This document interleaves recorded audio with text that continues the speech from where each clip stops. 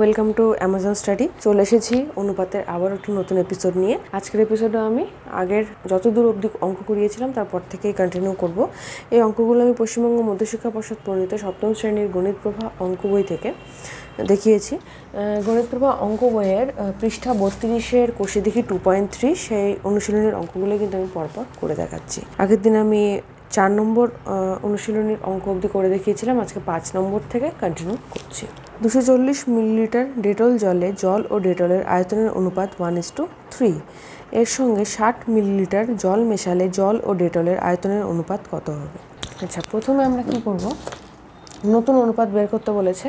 তা প্রথমে আগের অনুপাতের মধ্যে জল আর ডেটল কতটা পরিমাণে আছে সেটা বের করে নিই। এখন দরকার নেই 240 মিলিলিটার ডেটল জলে, এই অঙ্কগুলো একটু লিখে করতে হবে যেহেতু এটা প্রশ্নের অঙ্ক। জলের পরিমাণ ওখানে বলেছে 1:3, তার মানে 240 মিলিলিটার পরিমাণটা, জলের অনুপাত হলো 1 আর নিচে আসবে 1+3, টোটালটা এখানে একক হবে মিলি। এবার হিসাব করছি 1/4 মিলিলি, 240কে 4 দিয়ে কাটলাম 60 আসলো, তাহলে 60 মিলিলিটার জল এটা পেলাম। এবার আমাকে 240 মিলিলিটার ডেটল জলে ডেটলের পরিমাণটাও বের করতে হবে। ডেটলের পরিমাণ কত আছে? 240 গুণ 3/1+3 এত মিলিলি।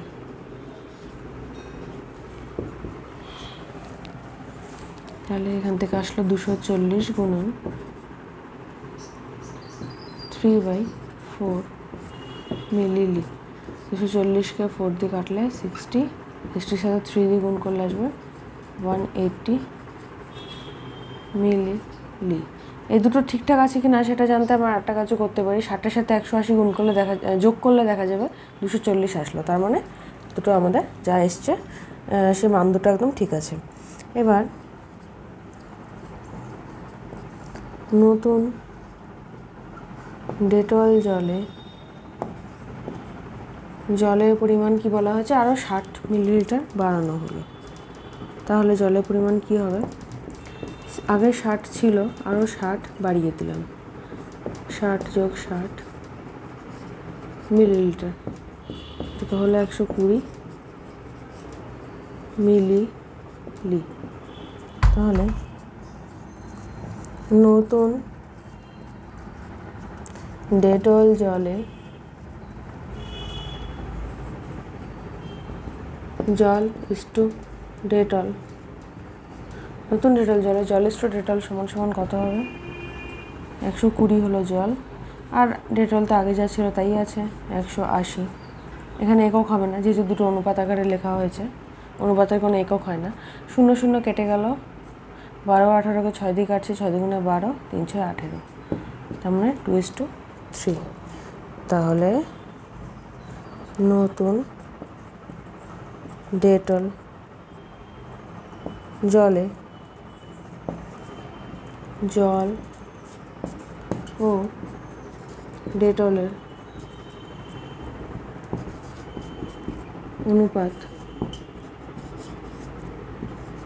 2:3। দেখতে মনে হচ্ছে অঙ্কগুলো কঠিন বড়, কিন্তু সিস্টেমেটিকভাবে করলে একদমই সোজা অঙ্ক। চলে যাচ্ছে এবার 6 নম্বরে। 6 নম্বর অঙ্ক, এক ব্যক্তির মাসিক আয় 24,750 টাকা।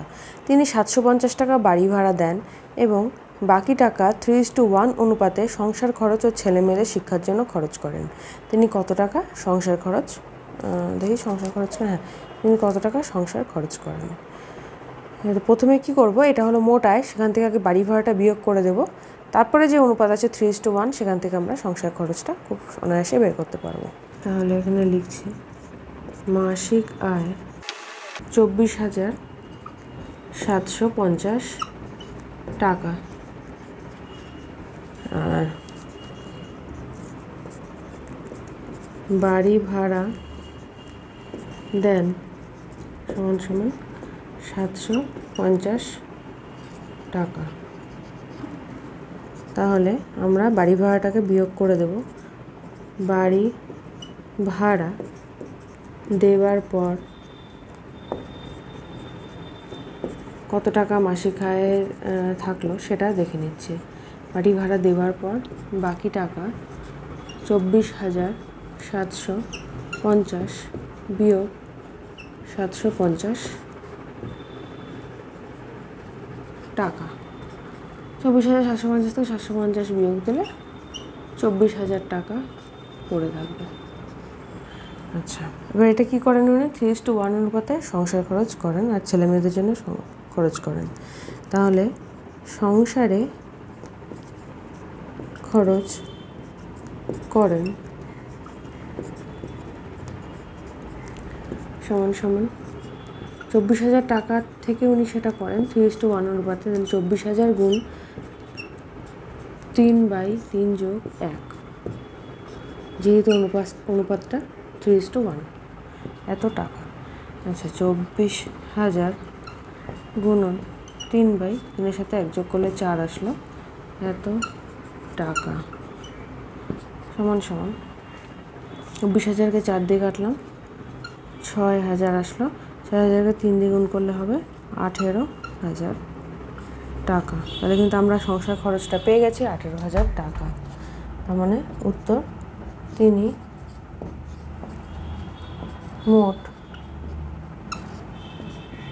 18,000 টাকা সংসারে খরচ করেন। চলে যাচ্ছে 7 নম্বর অঙ্কে। 7 নম্বর অঙ্ক, বিবেকানন্দ যুব পাঠাগার কোনো এক বছর 74,350 টাকা সরকারি অনুদান পেল, 4,350 টাকা চাঁদা আদায় করলো, পুরনো কাগজপত্র বিক্রি করে 1,300 টাকা পেল। যদি সব টাকায় নতুন বই কিনতে, পুরনো বই বাঁধাতে, পাঠাগারের কর্মচারীদের বেতন দিতে 15:3:2 অনুপাতে খরচ করা হয়, তবে হিসাব করে দেখি কত টাকা নতুন বই কেনা হয়েছিল। কিছুই না, আগে কত টাকা মিলিয়ে সংগ্রহ করেছিল সেটাকে বের করব, সবগুলো টাকাকে আগে যোগ করব, তারপরে যে অনুপাতে দেওয়া আছে সেই অনুপাতে নতুন বইটা কিনতে যে অনুপাতটা আছে সেটা দিয়ে গুণ করে দিলেই হয়ে গেল। তাহলে আমি লিখছি একবারে, মোট অর্থ সংগ্রহ হলো, কত কত টাকা উঠলো সেটা আগে লিখছি। প্রথমে 74,350 টাকা সরকারি অনুদান, তারপরে 4,350 টাকার চাঁদা, আর 1,300 টাকার পুরনো জিনিস কাগজপত্র বিক্রি করে পেল। আচ্ছা, তাহলে এবার যোগ করছি, শেষে তো শূন্যই আছে। 5 আর 5-এ 10, হাতে থাকলো 1, 3 1-এ 4, 3-এ 7 আর 3-এ 10, হাতে থাকলো 1, 1 আর 1-এ 2, 4 আর 2-এ 6 আর 4-এ 10, হাতে থাকলো 1, 80,000 টাকা। এটা হলো মোট অর্থ সংগ্রহ হলো। এবার এর থেকে কী করেছেন ওনারা? 15:3:2 অনুপাতে নতুন বই কিনেছেন, পুরনো বই বাঁধিয়েছেন, পাঠাগারের কর্মচারীদের বেতন দিয়েছেন। আমাকে কি বের করতে হবে? নতুন বই কত টাকার কেনা হয়েছিল। তো নতুন বই তাহলে কত টাকার কেনা হয়েছিল? নতুন বই কেনা হয়েছিল সমান সমান এই 80,000 টাকার থেকে হয়েছে সব 80,000 গুণন নতুন বই অনুপাতটা রয়েছে 15, তাহলে উপরে 15 লিখলাম, নিচে আসলো 15 যোগ 3 যোগ 2, এত টাকা। তাহলে 80,000 গুণন 15/15 18 আর 2 20, এত টাকা। এই 20-র একটা শূন্য কেটে গেল, 80 কাটছি, এখান থেকে আসলো 4, 4-এর পরে 3টে শূন্য, এটাকে 15 দিয়ে গুণ করছি, 3টে শূন্য আসলো, 4 15 60, 60,000 টাকা। তার মানে 60,000 টাকা নতুন বই কেনা হয়েছিল। উত্তর, 60,000 টাকার নতুন বই কেনা হয়েছিল। আজকের এপিসোডে এই কটা অঙ্ক নিয়ে আলোচনা করলাম। নেক্সট এপিসোডে আমি এর পরবর্তী অঙ্কগুলো নিয়ে আলোচনা করবো। তাই অবশ্যই চ্যানেলটি লাইক এবং সাবস্ক্রাইব করো। আজকের ভিডিওটি কেমন লাগলো সেটা অবশ্যই জানিও। সাথে থাকো, দেখতে থাকো অ্যামাজন স্টাডি।